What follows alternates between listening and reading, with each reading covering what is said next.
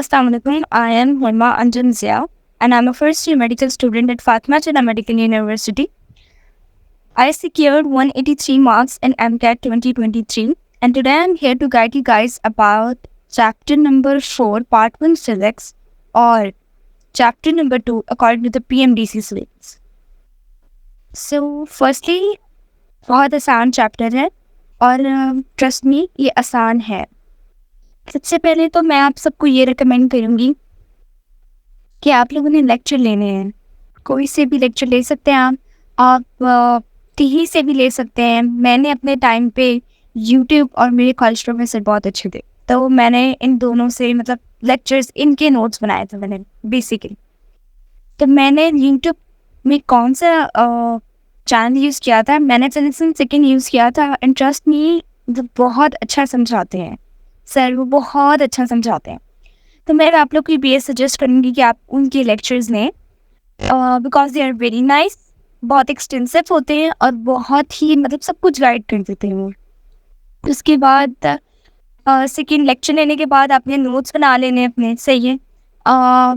हर चीज़ को आपने कोई इंपॉर्टेंट पॉइंट हो जिसको आप अपनी किसी भी लैंग्वेज में लिख सकते हैं, जो लैंग्वेज आपके लिए इजीली फिजिबल हो. मैं मतलब जो इम्पोर्टेंट पॉइंट्स बताते थे ना, मैं उनको लिख लेती थी. उसके बाद मैंने क्या किया, आप लोगों ने फिर जैसे अपना PMDC का सिलेबस खोलना है और जो PMDC के सिलेबस में पॉइंट्स लिखे ना, वो वाले टॉपिक्स आपने बुक से रीड देने. I know book reading physics में इतनी इंपॉर्टेंट नहीं थी, बट स्टिल आप लोगों ने इसको ज़रूर करना और इम्पॉर्टेंट पॉइंट्स को हाईलाइट कर लेना है. जब आप इम्पॉर्टेंट पॉइंट्स को हाईलाइट कर लेंगे तो जब आप नेक्स्ट टाइम पढ़ेंगे तो आप वो पॉइंट्स पढ़ेंगे, ना कि पूरी बुक रीडिंग देंगे. सही है. उसके बाद आपने हम अब आते हैं प्रैक्टिस की तरफ. तो बेसिकली प्रैक्टिस आप लोगों ने ऐसे करनी है कि आप लोगों ने, मैंने अपने टाइम पे 2 प्रैक्टिस बुक्स यूज़ की थी. मैंने स्टेप्स की यूज़ की थी, मैंने टिप्स की यूज़ की थी. और प्रैक्टिस आप लोगों ने किसी कीमत पे नहीं छोड़नी.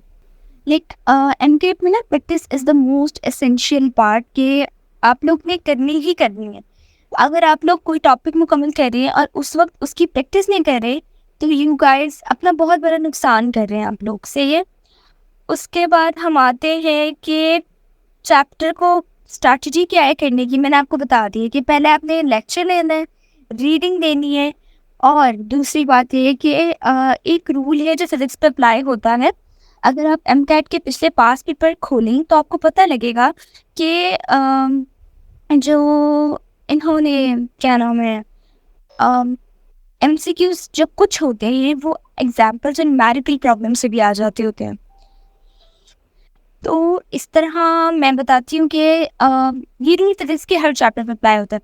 तो short questions, MCQs, numerical problems and examples आपने नहीं छोड़ने. स्पेशली चैप्टर 4 की तो किसी कीमत में नहीं छोड़ने, क्योंकि मेरे टाइम पर मुझे सर ने गाइडलाइन दी थी कि आपने चैप्टर 4 के न्यूमेरिकल्स और शॉर्ट क्वेश्चन ज़रूर करने. तो मैंने किए थे. और उसके बाद अब एक पॉइंट है बच्चों कि लाइक कुछ यूनिट्स हैं जो मतलब टॉपिक्स हैं, सॉरी, ये जिसके सिलेबस में जो नहीं है लेकिन बुक में है.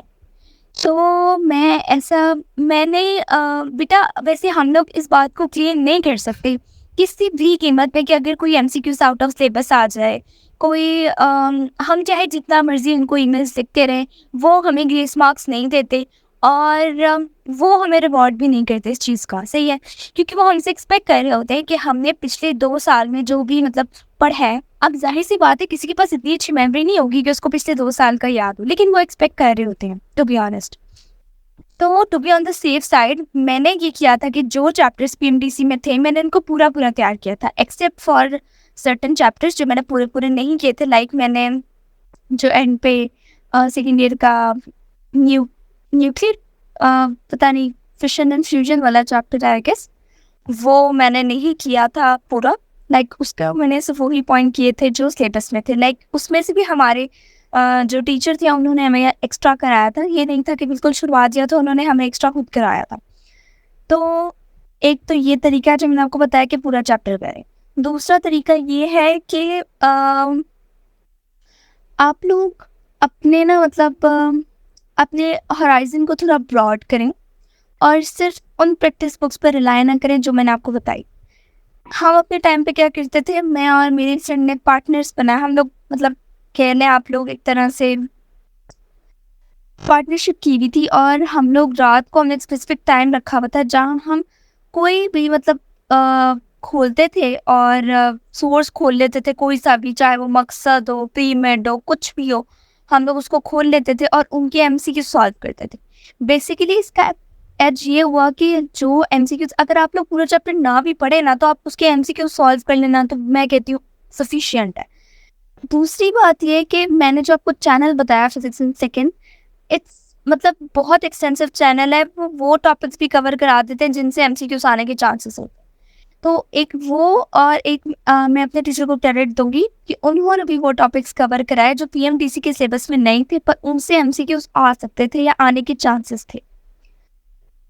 तो मैं यही आप लोग को बताऊंगी कि ज़रूर करें, और साइड इन्फॉर्मेशंस को मतलब अब रट्टे तो नहीं लग सकते, पर एक रीड तो दे दें कि किसी ना किसी तरह। अच्छा, अब ये सब जब आप लोग कर लें, तो आप लोगों ने क्या करना है, एक स्पेसिफिक इस चैप्टर के, मतलब आप लोगों ने चैप्टर वाइज तो बनाए होंगे सबके, आप लोगों ने एक बहुत सारा बड़ा सारा चार्ट ले लेना है या फिर कुछ भी ले लेना है, या आपने कंप्यूटर पेपर ले लेना है। आप लोगों ने उसमें आपने चैप्टर 4 कंप्लीट कर लिया है, इसमें जो इम्पोर्टेंट फार्मूलाज है, आपने उस जितने भी इस चैप्टर में फार्मूलाज है उस सारे आपने उस शीट पे लिख लेने। इसका एज आपको ये होगा कि जब आप एमकेट देने जा रहे होंगे, अगर अगला दिन होगा, तो आप सिर्फ वो एमसीक्यू सॉरी वो फार्मूलाज रिवाइज कर पाएंगे। नेक्स्ट ये कि अच्छा, अब हम इसके ना मतलब मैं पीएमडीसी के सिलेबस के मुताबिक लर्निंग ऑब्जेक्टिव्स शेयर करने लगी हूँ। तो सबसे पहले तो आप वर्क पे आ जाते हैं।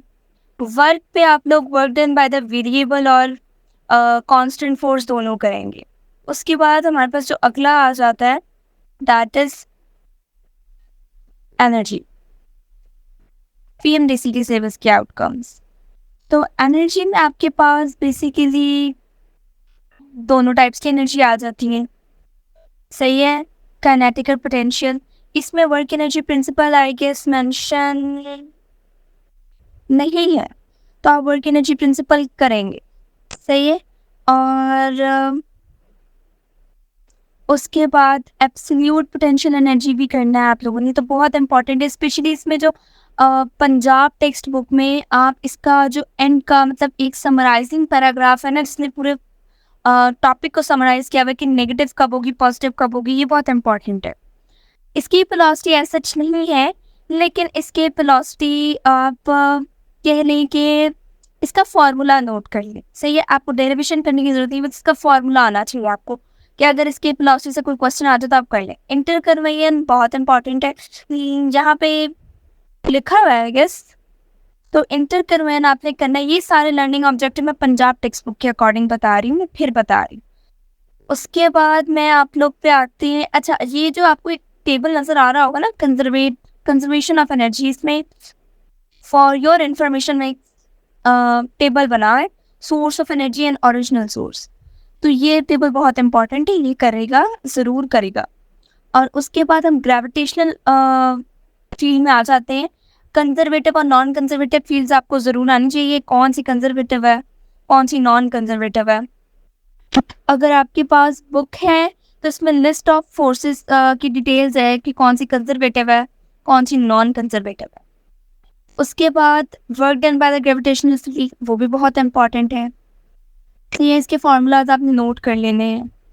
उसके बाद एक बहुत इम्पॉर्टेंट चीज़ आती है कि एक बंदा बच्चे इस बात पे गौर नहीं करते, बट अगर आप चैप्टर नंबर 4 पार्ट 1 फिजिक्स का खोलें तो ऑन पेज नंबर 78 साइड पे कुछ डायग्राम्स बनी हुई है। अगर आप देखें कि एक बंदे ने हाथ में, एक बंदा कॉन्स्टेंटली वॉल को पुश कर रहा है, एक बंदे ने हाथ में एक बकेट टाइप पकड़ी हुई है और वर्क पूछ रहा है। दोनों ही केसेस में वर्क 0 होगा, सही है, ये भी इम्पॉर्टेंट है।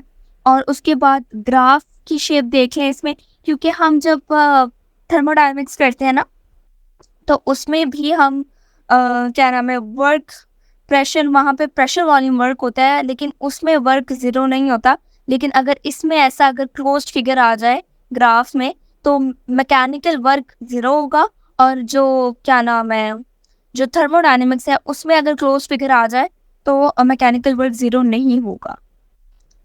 उसके बाद में आपको वेरिएबल फोर्स का भी ग्राफ बहुत इंपॉर्टेंट है, और एज मैंने आपको पहले बता दिया है कि एग्जाम्पल्स बहुत इंपॉर्टेंट है, ये आप लोगों ने करनी है हर कीमत में। पावर पे आ जाते हैं। पावर यहाँ मेंशन है तो पावर भी इम्पॉर्टेंट है। पावर फोर्स एंड वेलोसिटी के टर्म में पावर एक्सप्रेस कैसे होती है ये भी बहुत इम्पॉर्टेंट है। उसके बाद हमारे पास एक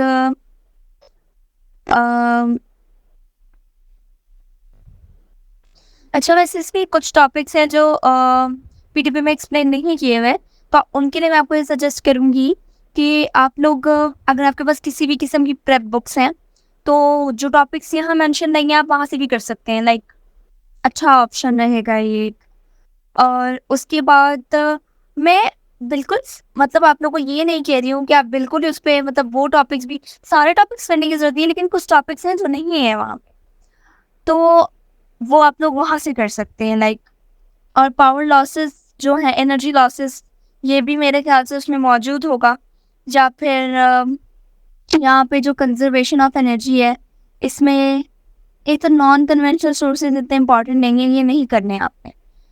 अच्छा, अब अगर मैं दूसरे प्रोविंस की तरफ आऊँ, तो मैं दूसरे प्रोविंस की तरफ ऐसे आ सकती हूँ कि अगर आप लोग किसी भी प्रोविंस से ताल्लुक़ रखते हैं, मैंने वैसे दूसरे प्रोविंसेस के बुक्स नहीं पढ़ी नहीं, तो अगर बताऊँ आपको कि मैंने सिंध की टेक्स्ट बुक देखी थी। सिंध की टेक्स्ट बुक इतनी एक्सटेंसिव नहीं थी, इतनी सफिशिएंट नहीं थी। इनफैक्ट मैं एक फेडरल की बंदी को जानती हूँ, सही है, शी सेड कि हमने सारी फिजिक्स पंजाब वाली तैयार की थी, सही है। तो वो जो सजाओं को एमटीकेट दे रहे हैं तो वो भी फेडरल पंजाब वाली तैयार कर रहे हैं। तो अगर आप किसी भी प्रोविंस का एमटीकेट दे रहे हैं ना बेटा, तो आपके लिए बेस्ट बहुत अच्छा ऑप्शन है कि अपने प्रोविंस की बुक तो करें ही करें, साथ पंजाब टेक्स्ट बुक भी करें। क्योंकि पंजाब टेक्स्ट बुक मैं कहती हूँ कि मैं डिस्क्रिमिनेशन नहीं कर रही हूँ, बट यहाँ पे एक आप अलमिया ही कह लें कि अलमिया तो नहीं कह सकते हम, लेकिन ये कह सकते हैं कि Punjab text book is a very extensive book, बहुत अच्छी है कि लेकिन अब जाहिर सी बात है, मैं ये नहीं कहूँगी कि दूसरे प्रोविंसेस को वो नहीं मिलती, लेकिन Punjab text book is a very extensive book in case of physics and chemistry. लेकिन बायोलॉजी के केस में वो लैक कर रही है, तो इसलिए मैं हमेशा उसको करेक्ट नहीं कहूँगी, क्योंकि बायोलॉजी हमारी सफिशिएंट नहीं है। Federal is the best book for the biology. तो मैं ये कहूँगी कि अगर आप किसी और प्रोविंस से ताल्लुक़ रखते हैं तो अपनी प्रोविंस का ज़रूर करें, साथ ही साथ पंजाब टेक्स्ट बुक भी, मतलब वो वाले यूनिट पंजाब टेक्स्ट बुक से भी कंसर्न करें। You know what I am trying to say. उसके बाद बस दैट्स इट। अगर आप लोग को कोई भी क्यूरी हो, कुछ भी हो, आप मुझे इन सर के ज़रिए मैसेज करके बोल सकते हैं। आपको कुछ भी मसला हो, you can ask me any time. मैं खुश होंगी आप सबकी मदद करके। Thank you so much.